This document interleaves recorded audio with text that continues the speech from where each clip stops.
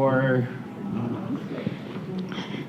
syempre thankful may nanonood sa laro ng men's volleyball.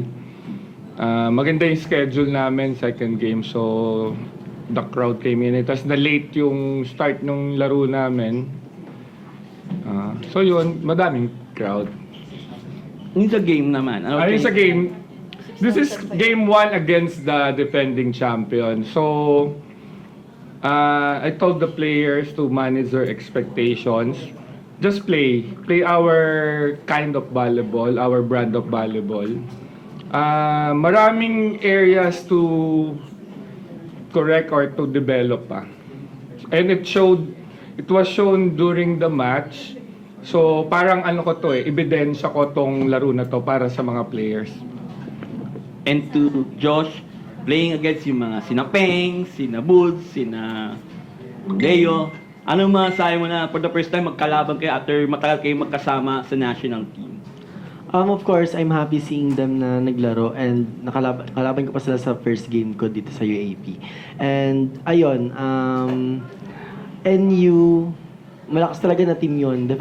Defending champion yun, and ayun nga, lagi naman nag-remind sa mga coaches na i-manage yung expectation namin. But then at least, for sure, marami kayong natutunan this game.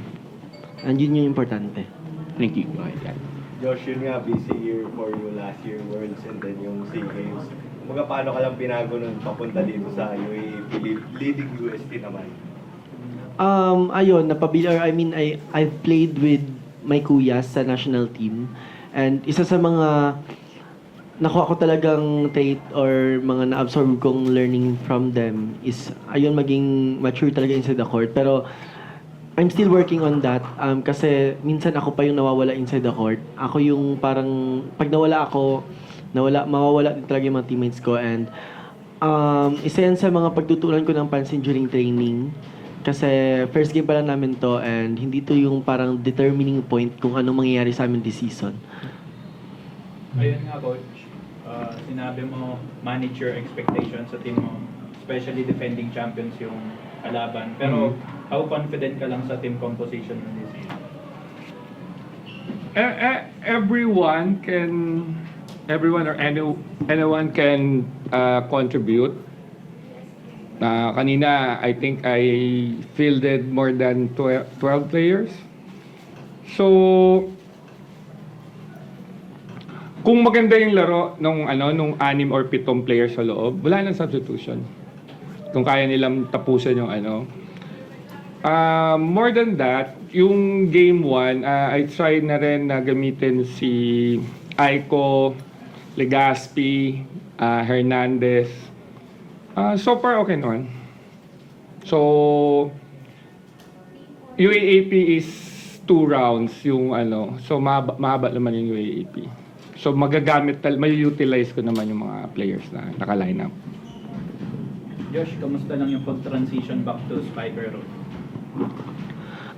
Okay naman ako. Physically, we have the best, siguro mga SNC, mga PT, meron kami, and we have the best coaching staff na i-guide kami all throughout the season or kahit yung mga preparation namin sa training.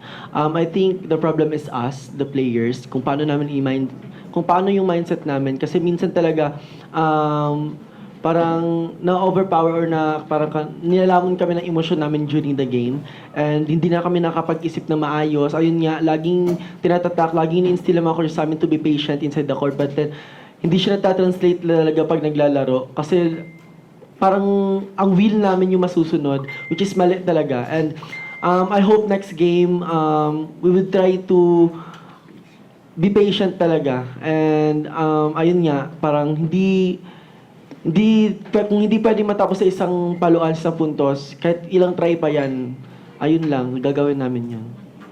Coach, very promising yung team in the first 2 sets talaga, pero parang kinapos lang sa dulo. Would you say na it was more mental lang talaga at that point dun sa laro? Definitely. Game 1, may jitters yan, then in-experience ng mga bago. And then yung championship experience ng kalaban namin. So, I think twice kami nag-set point nung second set. Kaya lang, nire-reverse nila yung sitwasyon. kudos dun sa NU. And then, proud din ako sa mga players kasi step up sila. Despite na marami ng errors, kahit pa rin naman bumalik and be competitive pa rin. Coach, last year, nag-podium kayo kahit most, nung first round, wala si Diyos, and this time around, si Sally naman ang wala sa inyo for how many? 2 weeks at most, tama? 1 month pa. Ah, okay. Anyway, so yun nga, are you upbeat pa rin sa chances nyo? Kasi malalim pa rin naman kayo. Yep. What can I say? I'm thankful din dun sa innovation ng for this season ng UAAP, they allowed 16 players. So, I don't have to take out Sally from the lineup, still include him so that we can still play competitive pero tapos siya nag-recuperate. So, maganda yung innovation ng 16 players. Thank you, Coach. Okay. And Josh, thank you. Thank you so Thanks, much thanks. po.